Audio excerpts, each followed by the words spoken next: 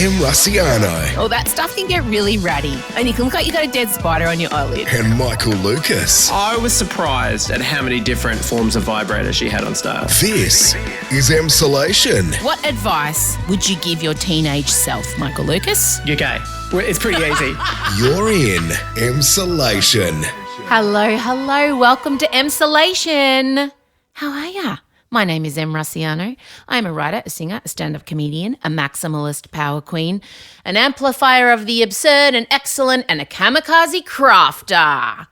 And together with my best friend, Michael Lucas, I will bring you a podcast full of, well, this week, I'll get on my rant. I'm just going to say it. I'm just going to pre-warn you. It's a high energy 50 or so minutes of me really downloading some rage about certain things.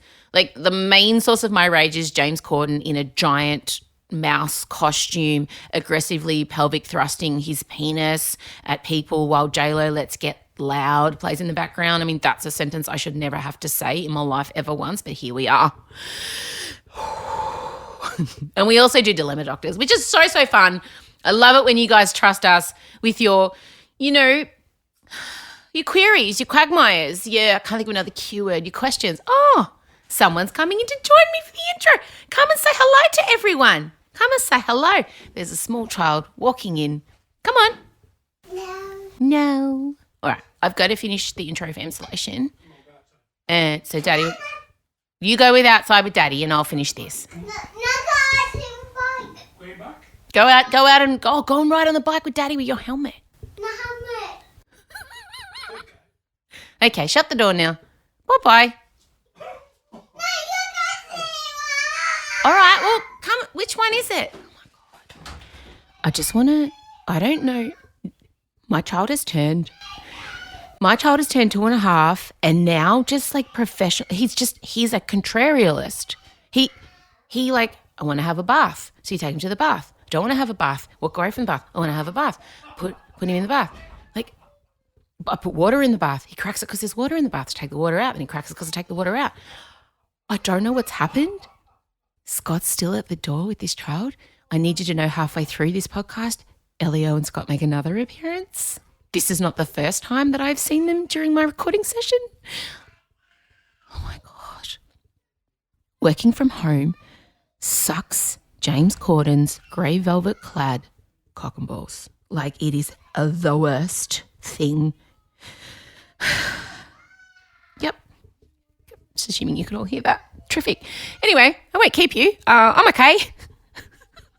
Oh my God. Just reminding you all that the tour has been postponed. I don't want anyone turning up to any venues in September or October. We're postponed till May. Keep your tickets if you can, please. Support the arts, but if you can't, I know it's a really hard time for people. Totally understand. All good. And look, it is my anniversary today. So 14 years married, 21 together. And it's been a wild old ride, which a lot of you have been on board for. So yeah, that's what's going on for me this week. I've been doing a lot of decorating. I've been doing a lot of stress crafting. There's been fabric paint involved. I started spray painting my bed head, but I didn't calculate enough cans, so I've run out of spray paint, and the spray paint has to come from Sydney. So I'm halfway through that. It's killed me. Can you imagine leaving a half-crafted thing? Half-assed craft. That should be the name of my sweary craft channel. Oh, my God. I desperately want to do that show. A sweary half-assed craft or kamikaze craft. I don't know which one, half-assed craft. Well, it's not going to be half-assed. I mean, sometimes it is. This week I have spray painted cushions, half spray painted a bed head, made disco ball planters, and I have made a how-to tutorial on my YouTube. What am I? My YouTuber? I'm too old. On my Instagram page, if you want to go and watch it. But yeah, I'm just keeping myself super busy and avoiding the news. And I highly recommend avoiding the news. It's fantastic. It's been really good for my mental health. There's only so much more I can take in. Oh, God. And as we barrel towards school holidays, I don't know.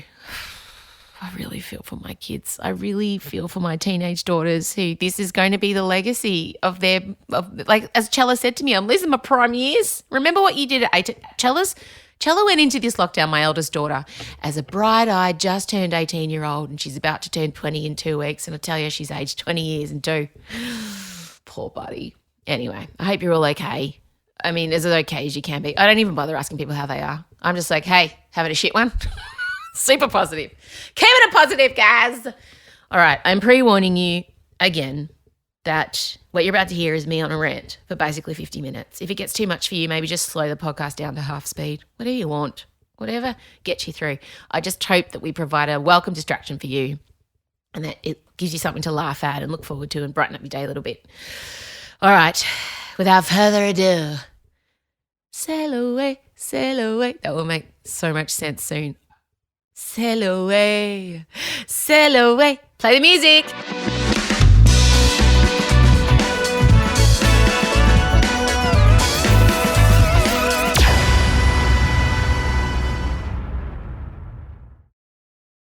M. Russiano and Michael Lucas. This is Emsolation. Oh, well, on this stunning spring day, you can smell the hope in the air, the wattle on the trees. God, I feel alive. I've popped on a red lip in the middle of the day. You really have. And you've got a very colourful jumper on. Beautiful knitted number. A little bit of a rainbow and some clouds. I don't know. I feel good today. I think it's a shift in seasons. I really do. Oh, absolutely. Just the fact that I could look at, 120 cases Melbourne and whatever it is, 1,000, whatever it is in Sydney, and it didn't even, it hit me, but just sort of, then it just bounced off. I'm the same now. I don't watch the press conferences. I'm just going now with the attitude of, they'll tell me when I can leave the house. Someone will tell me. I don't need to be across every single statistic. I don't need to know our RN numbers or whatever it is. I don't need to know the percentage of vaccine uptake. Someone will tell me. Someone will tap me on the shoulder and go, Em, you're right to go to the shops now. Okay, great. Cheers. Off I go. Honestly, the main thing I want to know is, has Kerry had a decent sleep yet? I don't think That's so. the main thing. I don't think so. Kerry, no, let's not even do it.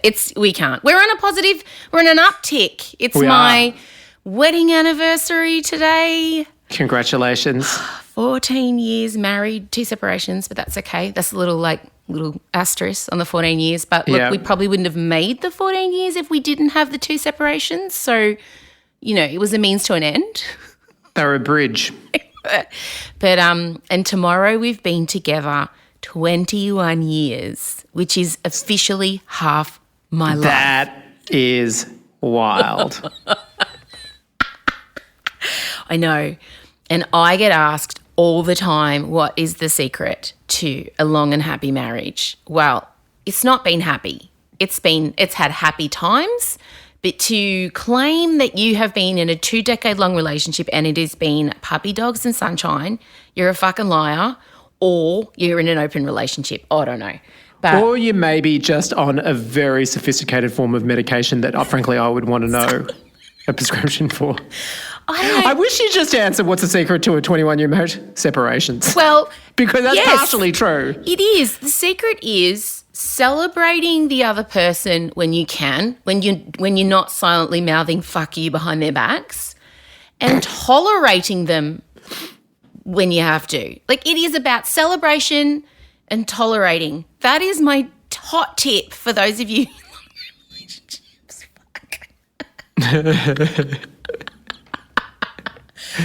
Anyway. I wish people would put it in their wedding vows. I vow to tolerate you. Because it would be so much more honest and meaningful. Did you say tolerate? No, we said in our wedding vows we promise to love each other when it's easy and most importantly when it's hard. That was... Okay. We had very realistic wedding vows and I specifically wanted that because even up to that point we'd already had the 2 children. We were fighting all the time. I was doing breakfast radio in Perth. It was a wild time and I just needed it to be real. I just didn't want to get up there. That's right. In my dress. Anyway, so it's... You look sensational. Yeah, it's been And you know what I realised, Michael, though?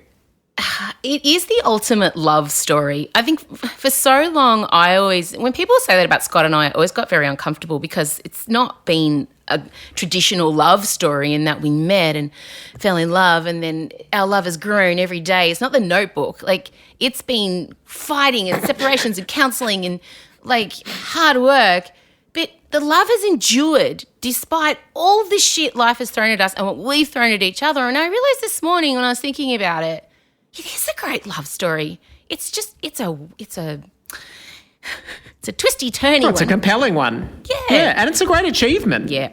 It really is. Yeah, it actually is. He came out this morning and he looked at me and he goes, happy anniversary, mate. I'm like, thanks, mate. Like, it was like...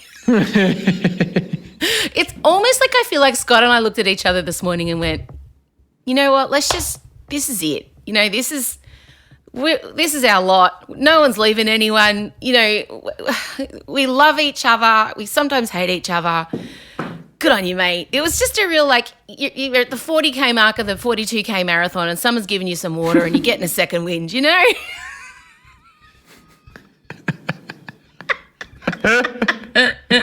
No one has shat themselves yet, and if you do, you're going to cope with it.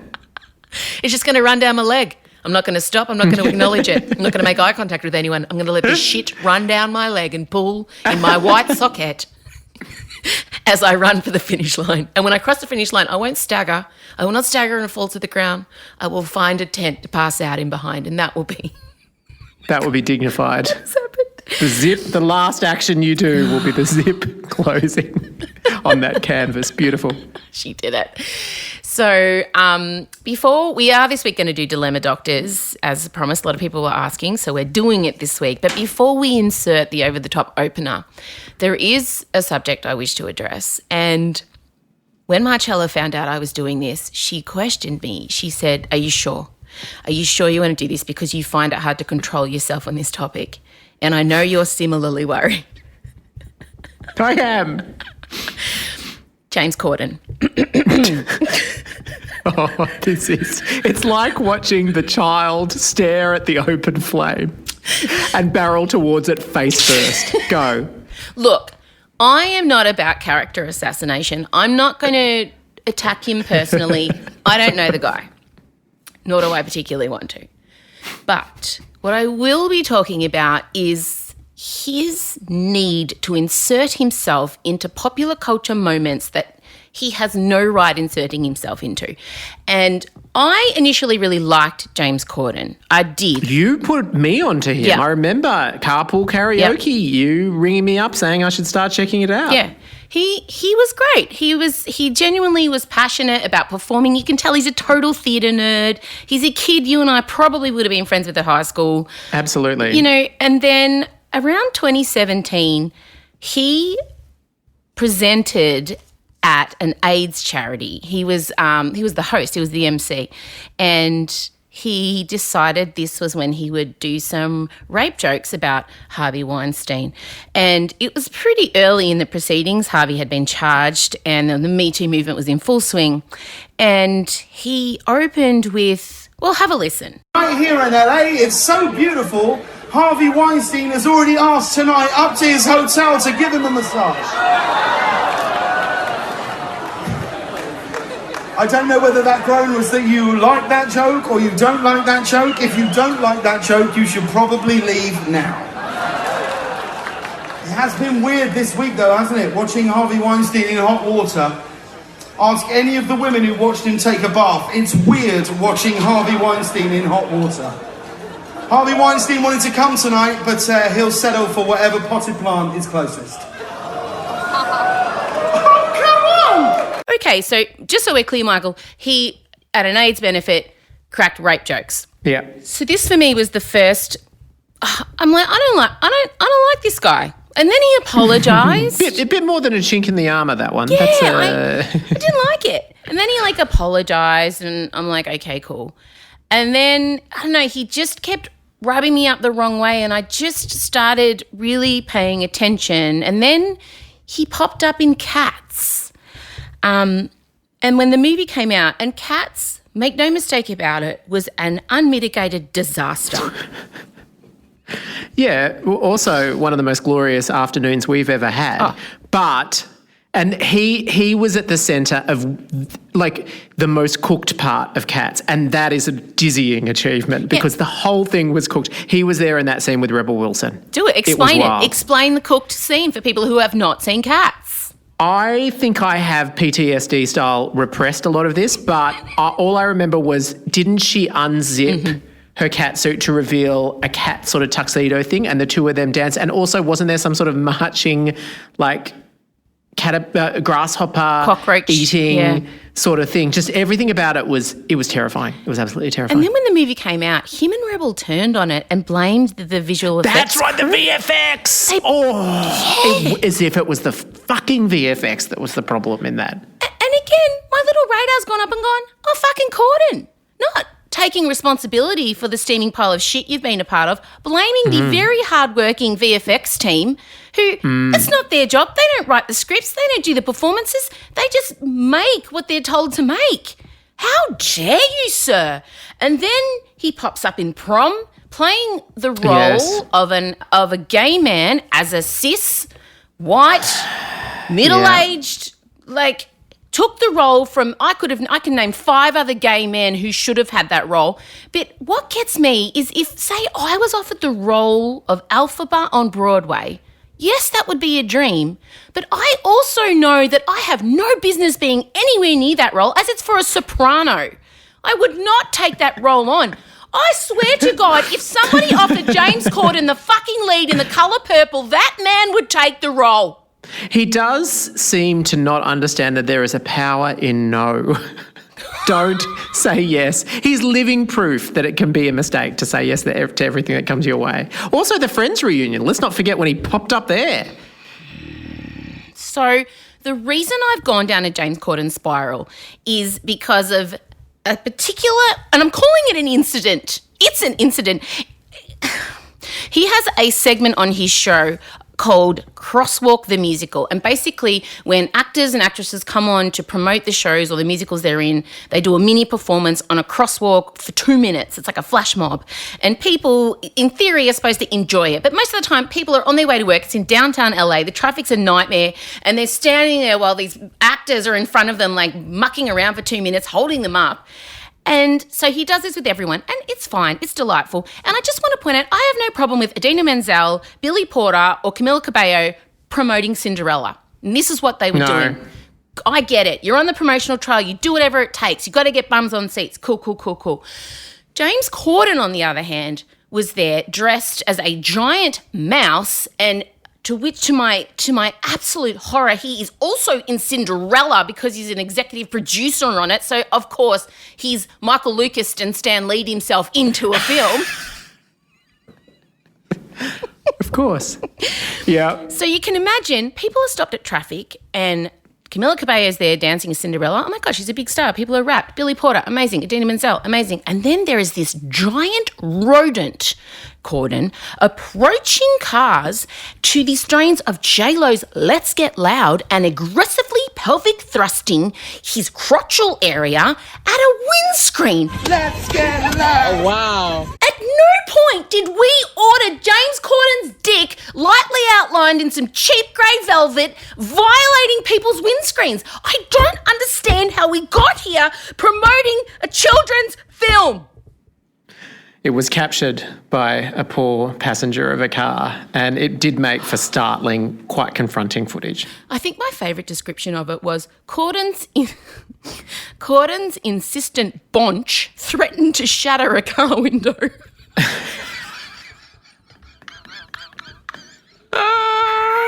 But also that whole concept of the Crosswalk Broadway or whatever it is, Crosswalk musicals, is just so on brand for him, because it's like, is it just zany theatre kid fun, or are we starting to get into bullying? It's bullying via musical theatre, which normally I would be for. If there was any version of bullying that I would be open to, it would be that one. But even when I saw him in that mouse suit, even I was like, I think I'm out. But the mouse suit, and people will be like, oh, it's innocuous, it's inane, he's harmless. He's not harmless, because men like him embolden other straight, middle-aged white guys who are not very good at their jobs to really go hard and move up the chain over more talented people of colour, women, anyone who aren't straight white men.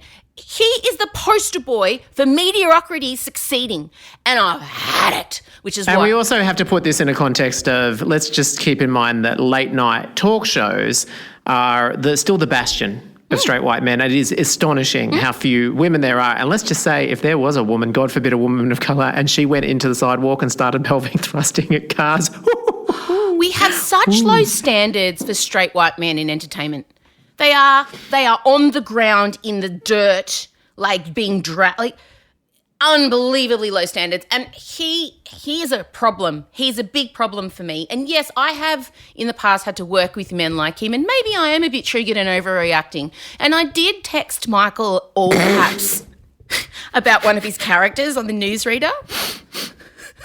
The newsreader has a few straight white men who are perhaps objectionably successful. One of them is a very, an all Aussie beloved bloke, not for M. Rusciano. Triggered. No, I was. Bloody Stephen Peacock, Rob sport reporter guy, being given the job as lead news anchor. And then, mate. I'm just being accurate, and you well know that was true. Oh, I said, when I text Michael, he must die. It was a balanced response. I wrote, let's kill that character next season. You're not using my show to exorcise the demons of your professional past. Don't bother adding me I am not soliciting your opinions on James Corden. I don't care about them. I have a very firm feeling about this whole scenario. Again, I'm sure he's a nice man who loves his children and loves his wife. I don't know him personally. What I do know is he keeps inserting himself in pop culture in places he doesn't belong, emboldening other men to do the same, so more talented people who aren't straight white men miss out. And that is what pisses me off the most. Okay. Well, she's purged. She's purged. She's going to go away. She's going to come back, and we're going to do some dilemma doctors. Are you ready to solve people's dilemmas, Michael Lucas? Oh, I'm born ready. All right.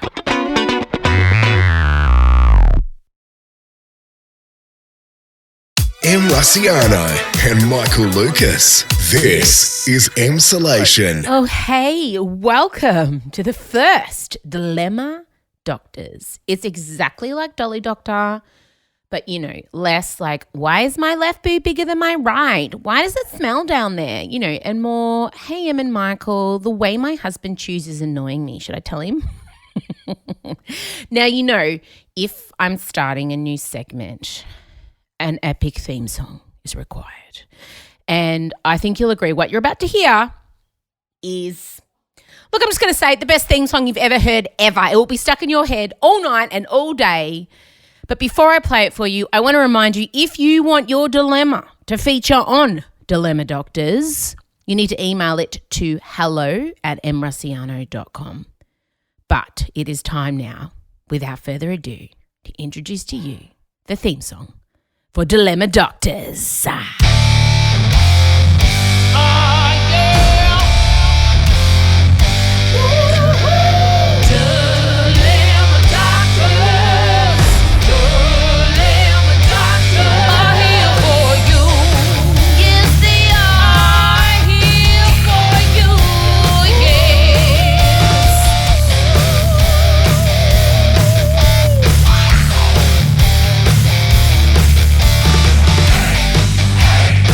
All right, here we go, solving your dilemmas. Michael, would you like to pick the first dilemma you'd like to solve?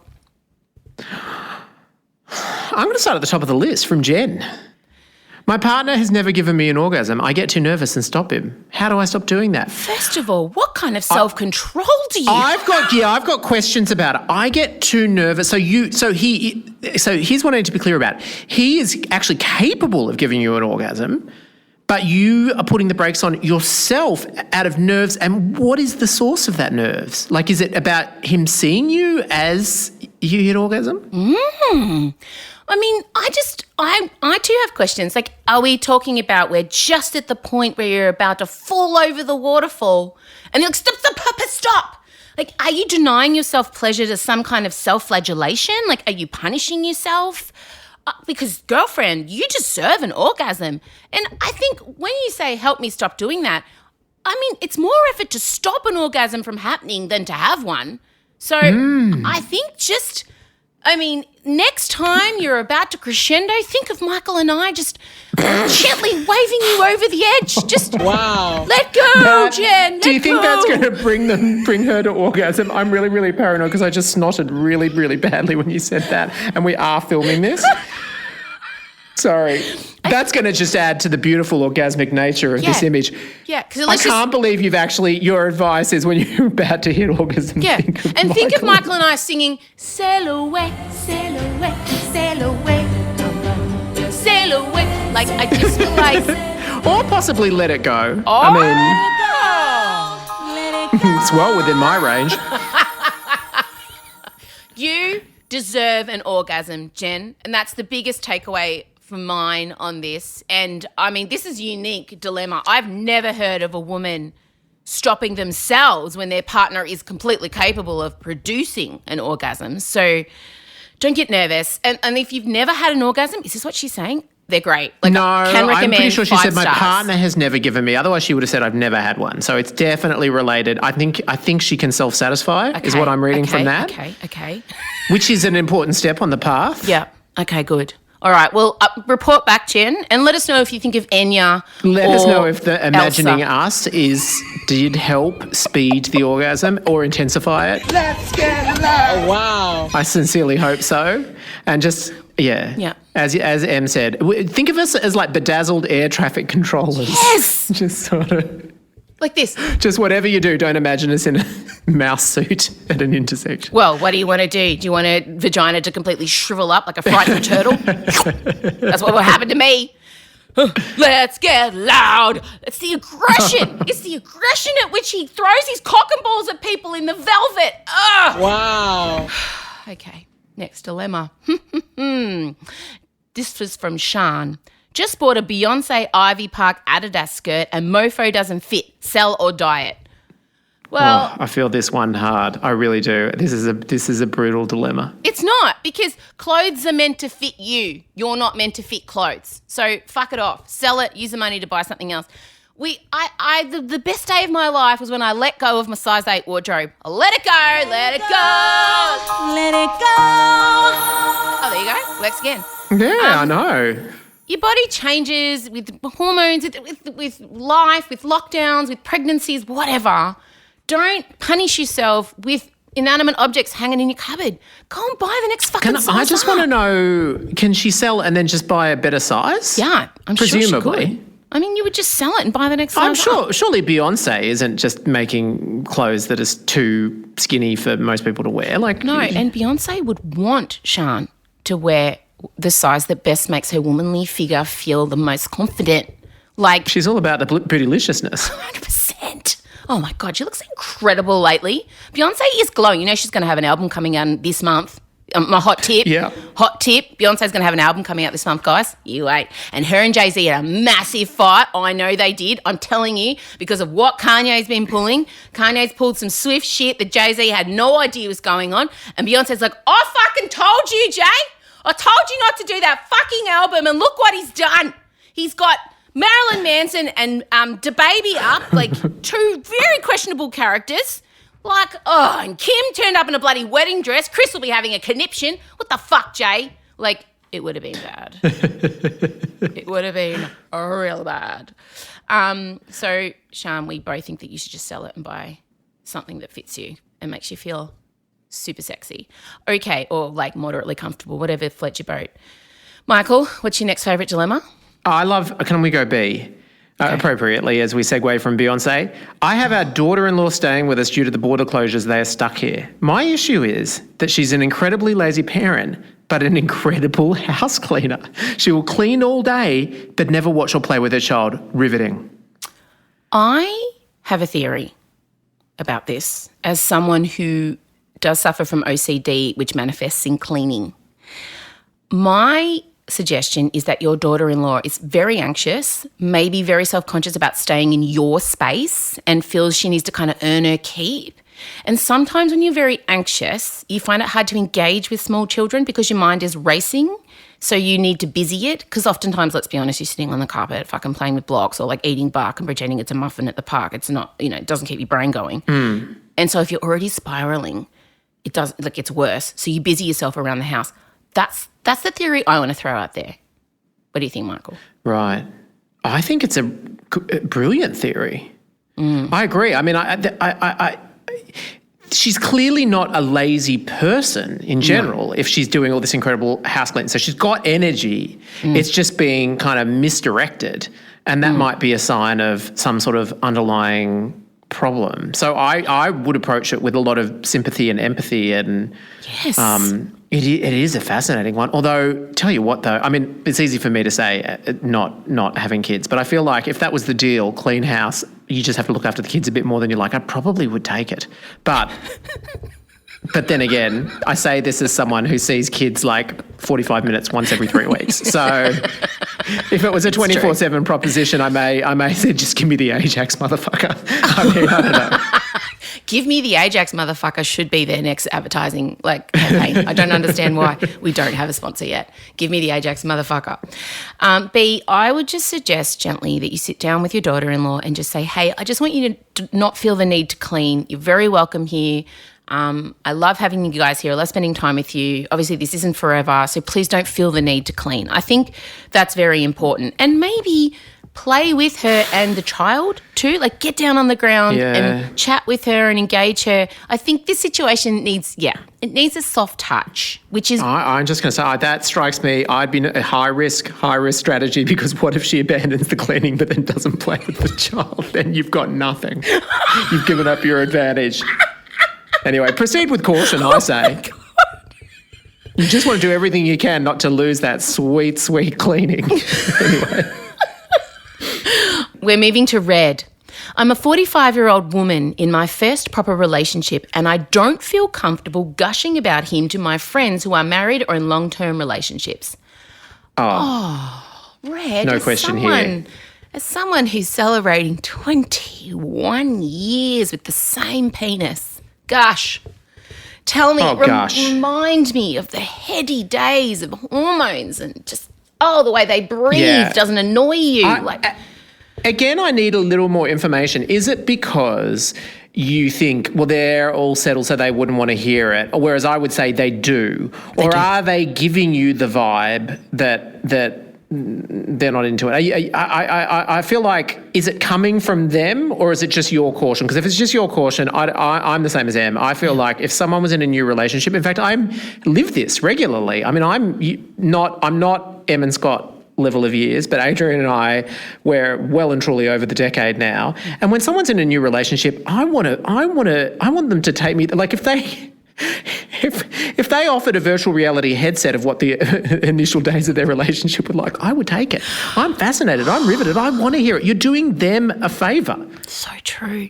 Imagine if you could just take a drug that enabled you to feel those initial, when like the new person you're dating is your oxygen. It's all you think about. You break all the rules to see them. Like you think about them at work. You might call in sick. You'll, 2:00 in the morning, you're never too tired. You don't eat. You don't sleep. Like, remember those days? Oh my God. Do. It's just like the greatest thing. And like, oh man, it's really... Controversially, I love the long-termer too. I mean, I do think about that, but then I also remember a lot of agony and nerves and all sorts of weird things bound into that. I'm down for the stable, secure. I really am. I think it says something about me and maybe not something flattering. Oh, no. Like, me too. Like sometimes Scott asks me to like say smell his earwax, and I just feel like he wouldn't have done that on our first date, Okay, I might revise my opinion if that was happening on the reg. It's not, thank God. I didn't even know earwax had a scent. It does, because he constantly gets ear infections. So it's like, does this smell weird? Just some mystery. Okay, You've been away with my husband and I. You know the morning noise he makes to clear his throat? Do you remember that noise that Scott makes every morning without... My mother is scarred. Look, it doesn't scratch against my soul the way it probably does for you. Every morning for the last 21 years. Painful. Mate, and he really gets in there. Like, there's he doesn't feel self-conscious at all. He'll go for a good 3 minutes of that. It's like a traffic peaceful pig searching for its supper. I can't tell you. What a beautiful commemoration on this your anniversary. You're such a good mum. Like anytime I'm mad at him, well documented. If I could somehow get a picture up for the Emsolators, just so you appreciate how perky and pert and stunning, with a smattering of blonde hair on the cheeks, but not too much around the butthole. If I could just tell you how stunning his bottom is, God, I'll get a photo. I'll get a photo. I swear to God, I'll get it. So basically, Red, yes, tell everyone. And if they give you shit about it, or they're jealous, or they make you feel bad, that's a them problem, because this stuff fades, and you've got to take advantage of it when you've got it. Oh, enjoy it. Enjoy it. Yep. Milk everything out of it while you can. Michael, pick another one. Okay. Nikki, are workout tights too revealing to wear at work? I am in factory admin. My husband says no. Her husband says not to wear them at work. He says they're too revealing. Okay. Yeah, because well, I mean, I don't want you to not wear them because your husband says so. What is it? No, where's the factory? Gilead? I don't think so. Gilead. Is that the place in Handmaid's Tale? Look, it The may be too Handmaid's far. Tale? It's probably What is your important, factory in Gilead? If Scott ever tried to police the clothing. If he had ever said that, we would be celebrating the 10-year anniversary of his death at this point. Mate, that would just... No one gets to tell you what goes upon your body. Nobody. You fucking wear a G-banger to the factory floor if that's what you're comfortable in, doll. He doesn't get a say. What is he, that insecure about your relationship and about you that he's trying to police a tiny bit of, what is he, your knees, your kneecaps shining through the lycra? It's like, what? I don't understand. This shit And makes workout tights, apart from anything else. I mean, not that it would be okay. I agree with you, the G-banger. But workout tights, what? Just because they're tight? Like, they're pretty covering. Yeah.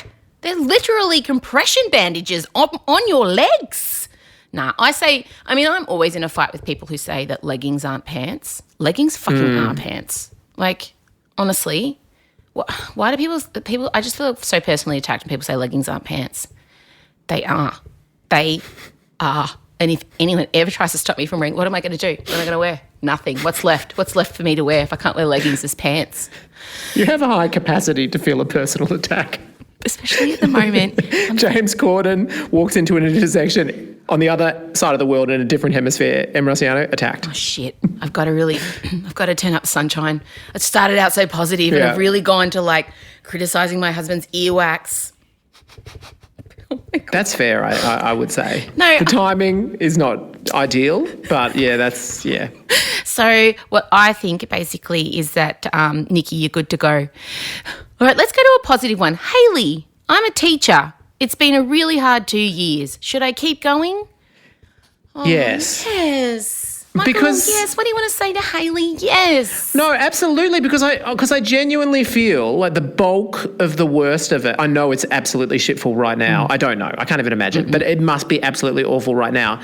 But it's not going to continue past this year. And you've just been through so much, and you deserve the satisfaction of when it resets to normal and, everything that brings. So I just feel like if you give up now, it's like you've run the marathon and you're a K out from the end. Hello, Leo.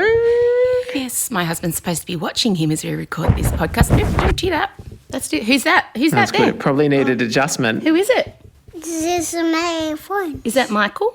Is it Michael? It is Michael. Have you done a poo? Because that stinks. Scott, I am literally in the middle of recording. Literally in the middle. You better say hello to everyone. It is good content, though. You come here, wave to the camera so people can see my camera. Yeah, and then just show them your bum because we've been talking about it. No. No, fair enough. It's all right. Maybe not a good time to tell him you've described it in detail down to actual hair follicles. Okay, you need to. Oh my God, how did this happen? I don't know. Well, you obviously weren't supervising him. Oh, okay. You've done a big poo. Go change that. Fucking. And happy anniversary. It's clearly a romantic day. One job. He's been outfoxed by a fucking 2-year-old. We were going back to the clouds and the colourful and the happy place. Joy, joy. Happy teachers. Yes. Keep going, Michael. You were like, this is me. This is me being Helen you're from the newsreader. Yeah, you've done 40 Ks. You've got 2 Ks to go. Probably more than that, actually. You probably cleared 30 Ks, and there's still another 12. I really think you should keep going. I really, really do, because it is going to be. It's an amazing achievement even now, but it will get better. I really think it will get better. We need teachers. And clearly you care enough to have stuck it out. I respect you so much. If you need me to like give you a rah-rah or a G up, again, Michael and I standing there, sail away, or like, what's a more encouraging song? Show yourself, or like we just need something like, oh my God, just don't let it trigger the orgasm reaction if you're in front of a whole lot of kids on Zoom, because that's not going to be appropriate, although you could go viral. Why am I really on an Enya trip today? I don't know what happened. I'm not a massive fan. Because you're trying to hold on to the calm, and also she's eternal. She's amazing. All right, I've probably done enough dilemmas. That's probably enough for me. I'm gonna kill him. Like he honestly, like he does a bike podcast. It's called Half Wheelin', and it's like you would think he was fucking Barack Obama and Bruce Springsteen having a chat. Like everyone's got to be quiet, go set everything up. Like I'm doing my podcast. I'm like, okay, cool, mate. I'm actually supporting the family with this one. I just want to take everyone back to the start of this podcast when you were talking about the amazing love story. How far we've come. I do. Here's to the next Cheers. 21 years. Yay! Here's to the end of the week. Yay! All right. It's Wednesday, by the way, when we're recording this. Shit, and it's in the middle of the day on Wednesday, so we're actually at the dead halfway point of the week. Oh, I'm sorry if I've been a bit nego today, guys. I really came in a good mood. But lots of James Corden happened, and honestly, what can I say? Honestly. All right. I'll talk to you later on. Yeah. Bye. Have a good day. Bye. This is Emsolation. And we're done. I'm going to speak in a calming voice now to try and make up for the...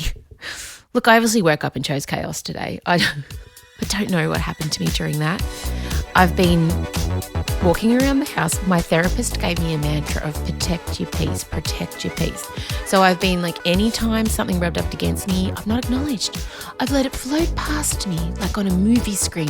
Protect your peace. But I think what's happened is I've stored up all the tiny little divots of rage that I normally let out, and I think they all just like fueled up like a Super Mario energy tank, and I think I was at like 100% capacity with like invincibility as well, and like 25 lives saved up, and I just came to this podcast with all my protected peace. But what's that analogy even work? Do you know what I mean?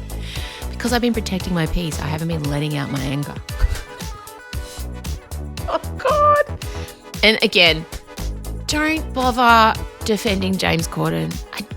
Like I said, I'm sure he's a lovely man who loves his children and his wife, and this is not a character assassination. I just disagree with how he inserts himself into pop culture, and I'll stand by that. I stand by it. And if you disagree with me, it's cool. We can still be friends. Doesn't matter. Like, that's what makes the world go round and makes it interesting. Just don't bother. Don't need it from you this week. Okay? All right. Thank you very much for being here. Please recommend us to a friend. Please help us growing the army. The best way you can support me in the wake of the tour cancellation and the cancelling of live performance in general is to keep supporting this podcast. We will have a new merch drop coming soon. We're doing the Emsolation hoodie print in a tee for the warmer weather. And some more Maximal's Power Queen t-shirts because we ran out of those very quickly. So that's how you can support me. Listen to the podcast, recommend the podcast, buy the merch. And also, if you have tickets to any performers' live shows and they're rescheduling, if you can afford to, hang on to those tickets. It's an easy thing for you to do. You'd already spent the money. If you need it back, of course, I understand that. Everyone understands that. But the arts industry is really hurting at the moment. There's no JobKeeper. There's no like cafes or bars or shops that anyone can go get part-time jobs at, which they normally would. There's no work available at all if you're a musician. There's not a lot for you, and it's a terrifying time for a lot of people that I know and love. So keep them in your hearts and minds and help them out when you can. All right. Have a wonderful day. Spring is here. Smell it in the air. I'm off to look at my husband's bum. Bye, guys. Emsolation with Em Rusciano is a Spotify exclusive podcast hosted by Em Rusciano with Michael Lucas. Executive produced by Benjamin Wasley. Produced by Em Rusciano. Edited by Ezekiel Fan at Entente Music. With videos by Liam O'Brien. Socials by Chella Rusciano Barrow. With assistance from Jem Evans and Georgia Watts. Plus occasional technical wizardry, wine and coffee from Em's dad Vince. Get more Emsolation by following the Emsolation podcast on Instagram, where you can also sign up for our weekly newsletter. You can join other Emsolators at the Emsolation group on Facebook. The answer is Harry Styles. If you love what we do, share this podcast with a friend and make sure you're following us on the Spotify app. Thanks for taking time out to listen to this week's episode, and we look forward to chatting with you again soon.